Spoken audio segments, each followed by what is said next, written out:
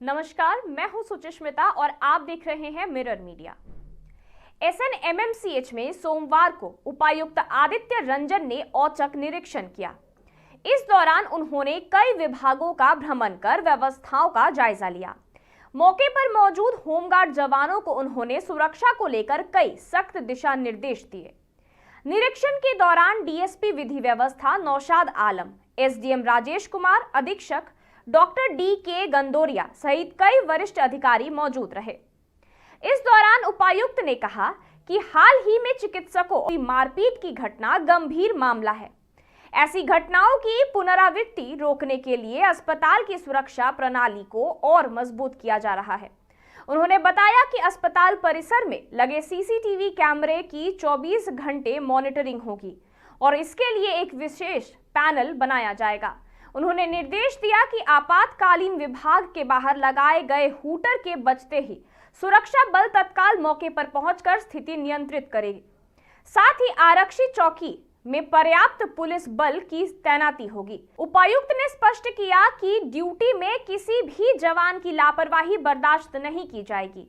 ऐसी स्थिति में संबंधित जवान पर कड़ी कार्रवाई होगी। बताते चले कि बीते दिन अस्पताल में चिकित्सकों से मारपीट की घटना के बाद प्रशासन अलर्ट मोड पर है। अस्पताल परिसर में सुरक्षा व्यवस्था की कड़ी निगरानी लगातार जारी है।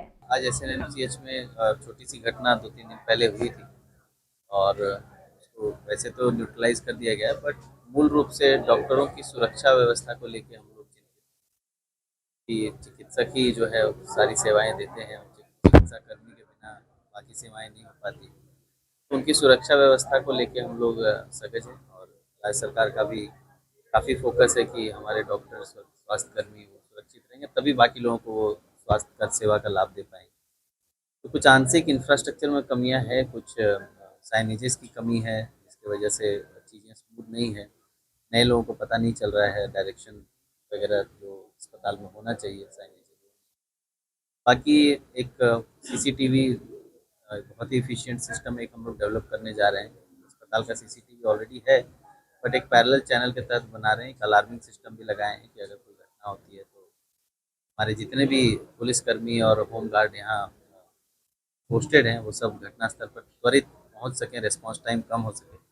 और साथ साथ धनबाद जिले में एसएसपी की लीडरशिप में बहुत अच्छा सिटी हॉक्स का भी व्यवस्था किया गया है, तो उसको भी तत्कालिक सूचना जो है आरक्षी पोस्ट से दिया जा सके, उसका भी हम लोग प्रोटोकॉल बना रहे हैं।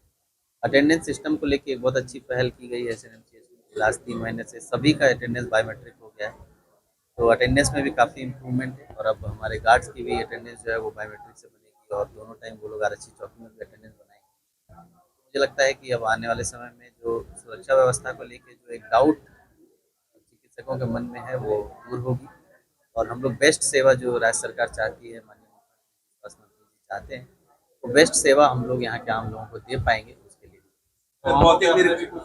भौतिक निरीक्षण भी आपने किया, यहाँ पर संख्या बढ़ाने की भी कुछ बातें हो रही है, क्या कुछ? देखिए, संख्या तो कितना भी बढ़ा लेंगे, अगर लोग अपने काम जो है वो जिम्मेदारी से नहीं करेंगे तो संख्या बल से कभी भी समस्या का समाधान नहीं हो सकता है।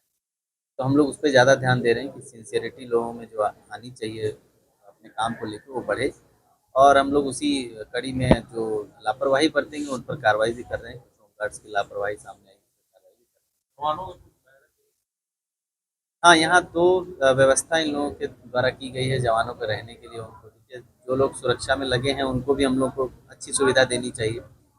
तो अगले 1 सप्ताह में उनके रहने का प्रॉपर अच्छा functional toilet, functional RO water, ये सब की व्यवस्था के साथ उनके रहने की व्यवस्था हम लोगों ने करने का बात रखा है। तो अभी आने वाले 1 वीक में वो भी यहाँ पर हो जाएगा, ताकि जो जवान हमें सुरक्षा प्रदान कर रहे हैं उनको भी प्रॉपर जो है रहन सहन मिले।